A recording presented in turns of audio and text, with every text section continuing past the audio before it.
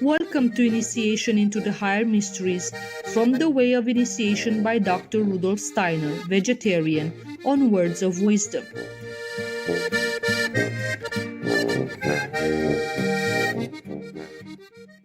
Born in 1861, Dr. Rudolf Steiner was a great Austrian polymath, philosopher, and scientist who made influential contributions in the fields of education, science, spirituality, and medicine. He is perhaps best known for pioneering the holistic educational methods for the Waldorf schools.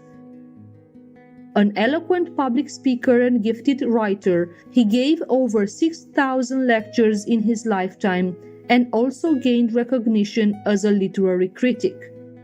His writings cover a wide range of subjects, and he published more than 25 books, including Mysticism at the Dawn of the Modern Age, The Way of Initiation, and Intuitive Thinking as a Spiritual Path, The Philosophy of Freedom.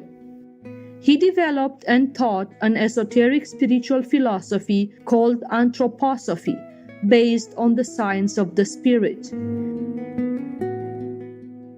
Let us now continue with the selection from the chapter Initiation from Rudolf Steiner's book The Way of Initiation. Here the author explains how through trials the initiation candidate will gain more clarity on his way to comprehending the higher knowledge.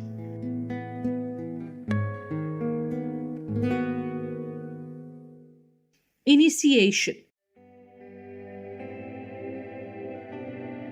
The first trial consists in obtaining a clearer comprehension of the corporeal attributes of what seems to be lifeless things than of plants, of animals, of human beings, in the way that the average person possesses them.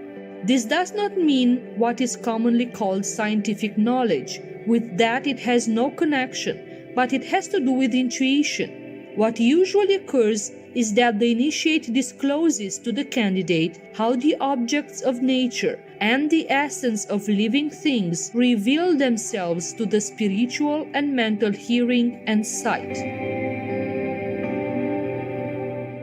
In a certain way, these things then lie revealed, naked, before the beholder. Attributes and qualities which are concealed from physical eyes and ears can then be seen and heard. Heretofore, they have been unwrapped as in a veil, and the falling away of this veil for the candidate occurs at what is called the process of purification by fire.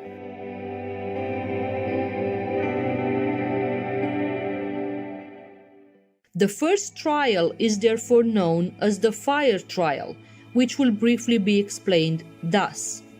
For some people, the everyday ordinary life is a more or less unconscious process of initiation by means of the fire trial. These persons are those who have passed through a wealth of developing experiences and who find that their self-confidence, courage, and fortitude have been greatly augmented in a normal way, who have learned to bear sorrow and disappointment from the failure of their undertakings with greatness of mind and especially with quiet and unbroken strength. Those who have gone through such experiences are often initiates without knowing it, and it needs but little to open for them the spiritual hearing and sight, to make them clairvoyant. For it must be noted that a genuine fire trial is not merely intended to satisfy the curiosity of the candidate. He would learn undoubtedly many unusual things of which others devoid of such experiences can have no idea. But yet this knowledge is not the end nor aim, but merely the path to the end. The real aim and object is this, that the candidate shall acquire for himself, through this knowledge of the higher worlds, a greater and truer self-confidence, a higher and nobler courage, and a perseverance and attitude of mind altogether different from what he could have obtained in the lower world. After the fire trial, a candidate may turn from the school, but because he has gone thus far, he will accomplish his ordinary life work, greatly strengthened in all his spiritual and physical relations, and in his next incarnation, he will continue to seek further initiation and advancement.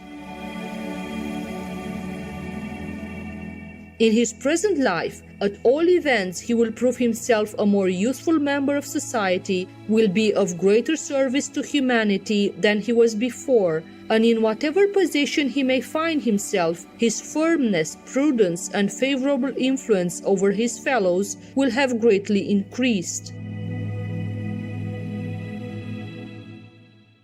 After coming out of the fire trial, if he should wish to continue in the occult school, he then has to be instructed in a certain writing system, which is used by those in the school.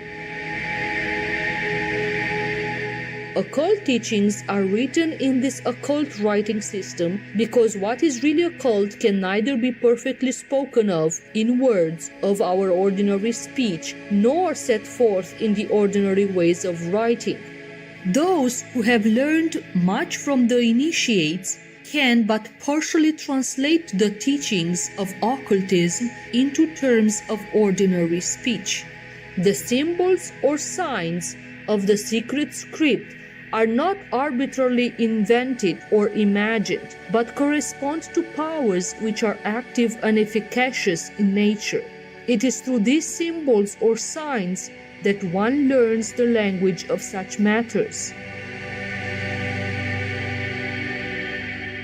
The candidate immediately sees for himself that these symbols correspond to the figures, tones, and colors which he has learned to perceive during the periods of probation and enlightenment.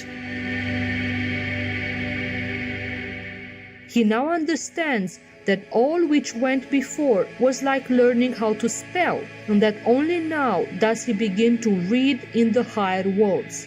All that appeared to him before, as separate figures, tones, and colors, is now revealed to him as a perfect unity, a coherent harmony, and here, for the first time, he attains a real certainty in observing and following the higher knowledge.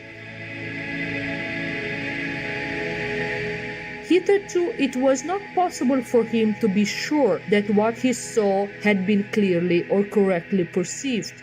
Now at last it is possible that a correct understanding between the candidate and the initiate begin to arise concerning the spheres of the higher worlds. For no matter how close the connection between the two may be, no matter what form their interchanges may take in ordinary life, the initiate can only communicate to the candidate on these planes in the direct form or figures of the secret alphabet.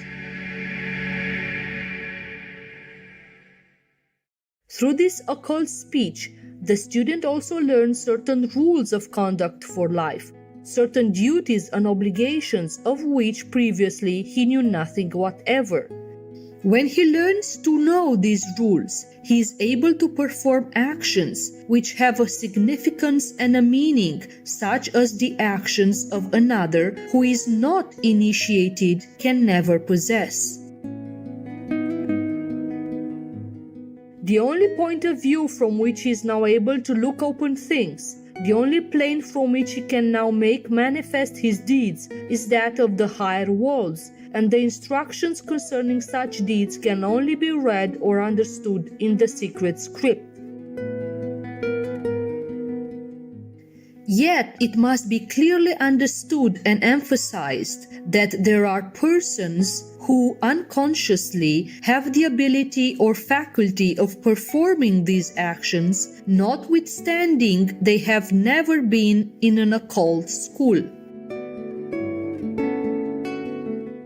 Such helpers of humanity and the world proceed blessedly and beneficently through life. There are certain fundamental reasons which cannot be here discussed, why they are in possession of seemingly supernatural gifts. The only difference between these persons and the pupils of an occult school is that the former act unconsciously, while the latter work with the full knowledge, insight, judgment, and understanding of the entire matter in hand. Often the candidate has to win by training that which has been bestowed by a higher power upon his fellow for the good of humanity. One should freely and openly honor these favored ones of God, but he should not, on their account, consider the work of the occult schools unnecessary or superfluous.